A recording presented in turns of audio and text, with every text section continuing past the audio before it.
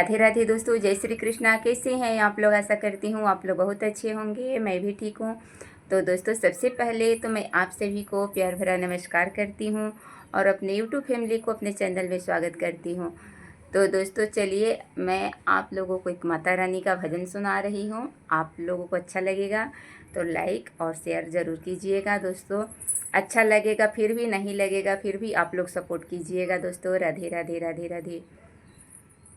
मैया खोली ना केवड़िया बड़ी देर से खड़ी। मैया खोली ना केवड़िया बड़ी देर से खड़ी। बड़ी देर से खड़ी, बड़ी देर से खड़ी।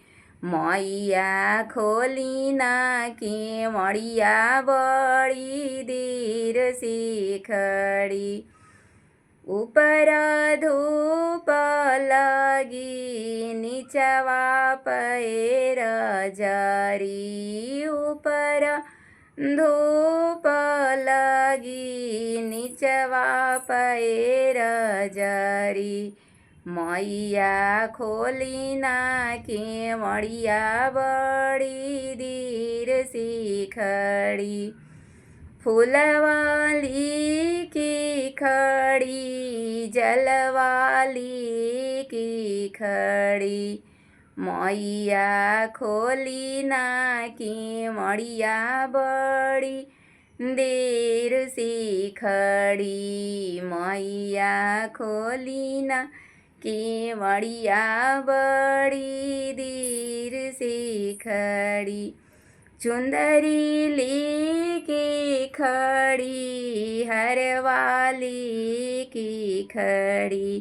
कंगना लेके खड़ी, चूड़ियाँ लेके खड़ी।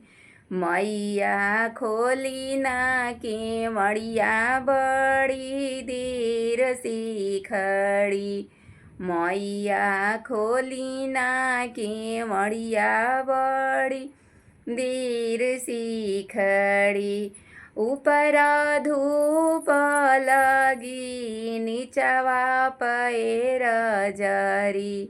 मैया खोली ना केवड़िया बड़ी देर से खड़ी।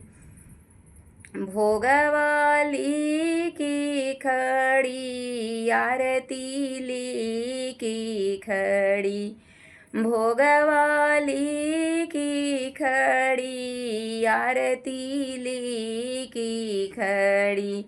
मैया खोली ना केवड़िया बड़ी देर से खड़ी। मैया खोली ना केवड़िया बड़ी देर से खड़ी। मैया खोली ना केवड़िया बड़ी देर से खड़ी।